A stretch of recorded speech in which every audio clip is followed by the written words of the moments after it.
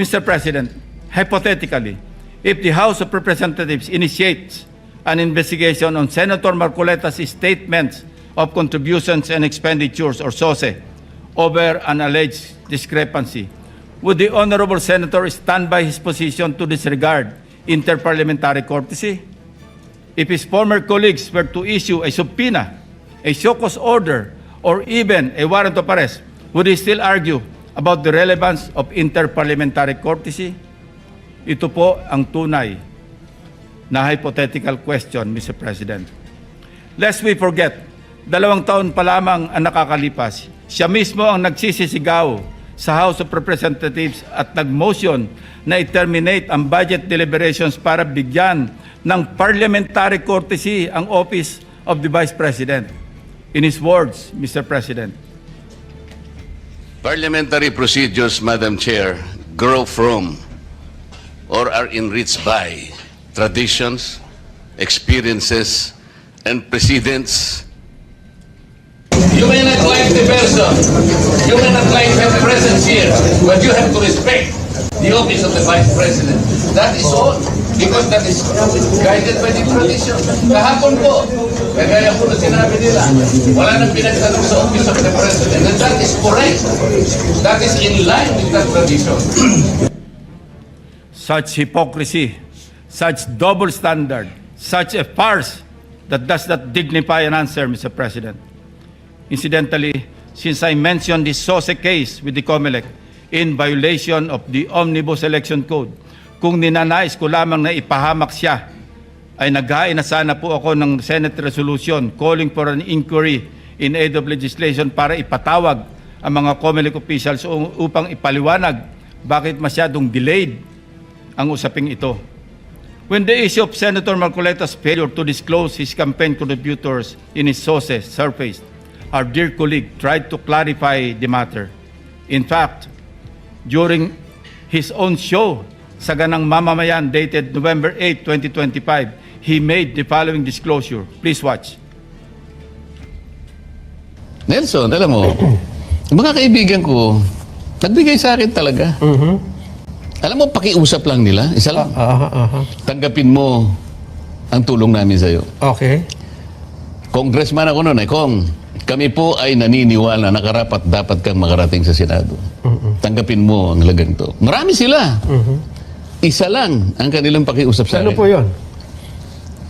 Eh sana wag mo na kaming i-disclose ang identity. Ngayon, kapag ka naglagay ako ng figure sa contribution, mapipilitan akong mag-disclose ng pangalan nila. Alam mo kung bakit? Merong kaakibat na, kung tawagin, ay deed of acceptance of donation. Paano yun kako? Contribution to eh. Hindi, sabi niya, binigay ko nga sa'yo, contribution, pero utang na loob mo sa akin yan. Ituring mo na lang na utang, sabi niya, di ba? Loan. But when he was issued a show cause order by the COMELEC, he tried to backtrack on his arguments by saying that he received those contributions when he was not yet a candidate, as defined by the decision of the Supreme Court. I guess Senator Marcoleta and his legal team thought they were being smart by being technical about when these contributions were made. Pero nakakatawa, Mr. President, wala nang mas lilinaw pa sa sariling pag-amin ni Senator Marcoleta. Tumanggap siya ng pera para magkaroon siya ng utang na loob sa mga taong yon. Isang maliwanag na admission against interest, ang sabi nga ng mga abogado. Bilang isang abogado, dapat alam ni Senator Marcoleta na dahil dito ay shoot siya sa balde sa kasong indirect bribery under Article 211 ng Revised Penal Code dahil member siya ng House of Representatives ng panahon na yon. Maliwanag sa batas na krimen sa mga public officials na tumanggap ng pera o gift by reason of their office, kahit walang pangako na particular act or omission sa nagbigay ng pera. Bakit nga ba hanggang ngayon ay hindi pa rin nilalabas ng COMELEC ang resolution ng SOSE case ni Senator Marcoleta? Number 4, as for Mr. Saldico, let me state this plainly. 2 beses nating siyang naimbitahan para personal na humarap at personal na mag-testify sa komite. He needs to appear and substantiate the statements he posted on his Facebook account. Twice, he refused, citing medical and security reasons. Dahil sa bigat at seryosong aligasyon kanyang binitiwan, hindi maaaring pahintulutan ng komiting ito na manatiling nakabitin ang mga akusasyon na hindi siya umaharap at nanunumpa sa harap ng kapulungang ito.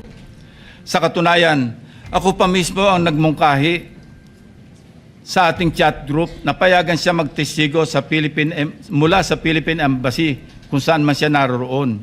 Gayunpaman, pinarating ni Senator Ronald Bato de la Rosa mismo ang kanyang apprehension sa suhestyong ito sa pamamagitan ng kanyang text message. Nais ko rin bigyan diin, Ginoong Pangulo, nang diskusyong yon ay nangyari bago pa man ilabas sa social media ni Saldico ang kanyang mga aligasyon. Panghuli, tungkol sa isyu ng apostille. Ang isang apostille affidavit ay hindi kailanman maaaring maging alternatibo sa personal appearance. Hindi ito mapapalitan ng direct testimony at lalong hindi dito mapapalitan ang tungkulin ng isang saksi na harapin ang komite, sagutin ang mga katanungan at sumailalim sa masusing pagsusuri. Kung handa si Saldico na magbitiw ng mga seryosong akusasyon sa publiko, dapat ay handa rin siyang humarap sa atin at panindigan ang mga aligasyong iyon sa ilalim ng sumpa.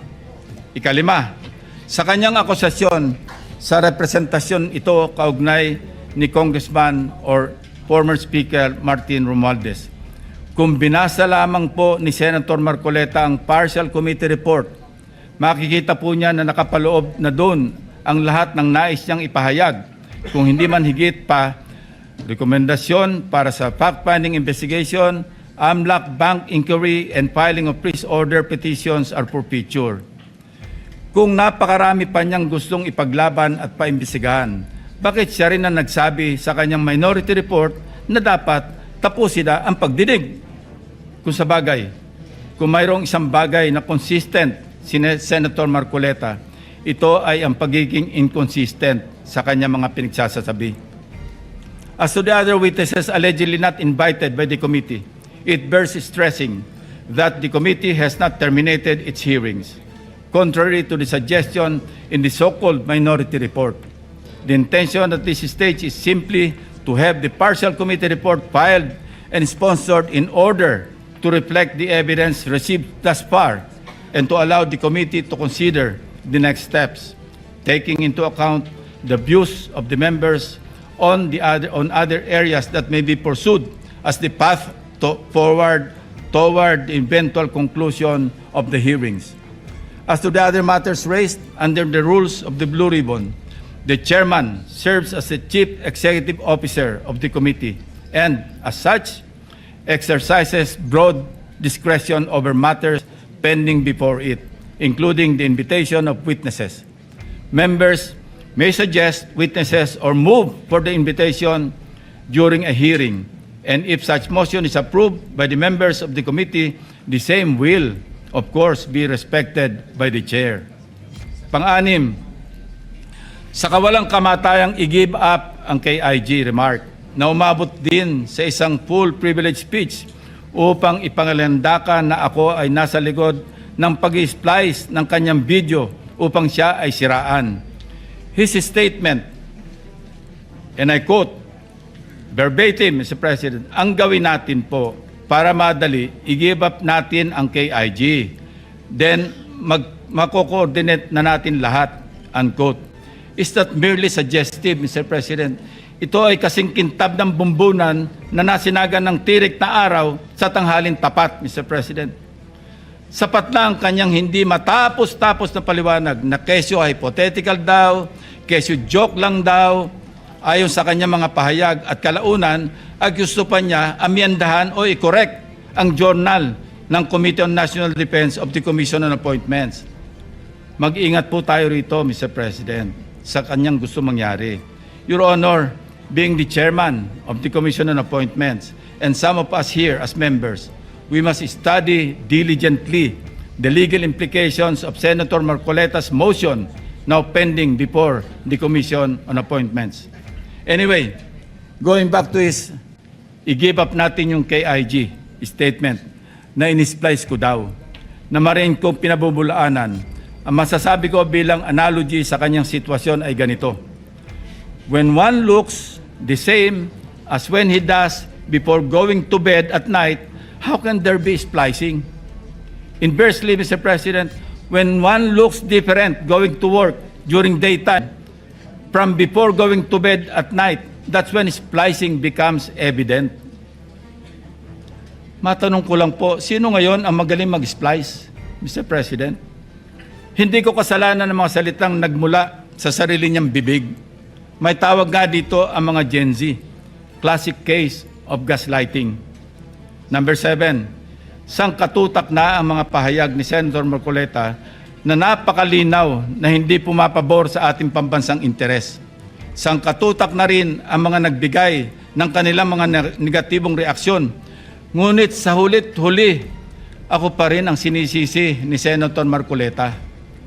He even went far beyond by debunking and undermining the historical facts about Tomas Cloma. Senator Marcoleta said, I was all wrong when I said that this frat list was discovered and consequently occupied and owned by lawyer and businessman Tomas Cloma, citing the principle of terra nullius or res nullius. It was for him a historical distortion. Curiously, Mr. President, these narratives align with those of the Chinese narratives, plucked directly from the People's Republic of China's Ministry of Foreign Affairs official website, Mr. President. Let's show the slides.